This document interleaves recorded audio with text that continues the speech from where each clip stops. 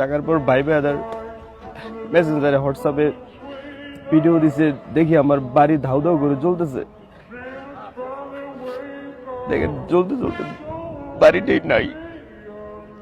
বাড়ি না থাকার একমাত্র কারণ আমি দেশের মানুষের পক্ষে কথা বলেছি, বাংলাদেশের পক্ষে কথা বলেছি। শুধু বাড়ি পুরো দেওয়া হয়নি, আমার ফ্যামিলি মেম্বার সবাইকে মারার প্ল্যান ছিল। আজকে আমার মা বাবা ভাই ভাবি এর কয়লার মতো পাইতাম ভাই। দুই পাশের দরজায় বাইরে থেকে আটকানো ছিল, ভাঙে তারপরে বের হয়েছে ভাই। আরে ভাই অনলি 4 মাসের আমার ভাতিজি ছিল ভাই, 7 বছরের আমার ভাতিজা, ওর বাবা মা তারা সবাই বের না হইলে আজকে মরে যেত। আজকে শুধু আমি একাই থাকতাম। দেশের মানুষের জন্য শুধু কথা বলেছি। লাস্টে ধানমন্ডি 32-এও আমি ছিলাম। বিপ্লব ঘটাই এই সরকারকে বসালাম। এই সরকার কি করলো, কি করতেছে এই সরকার?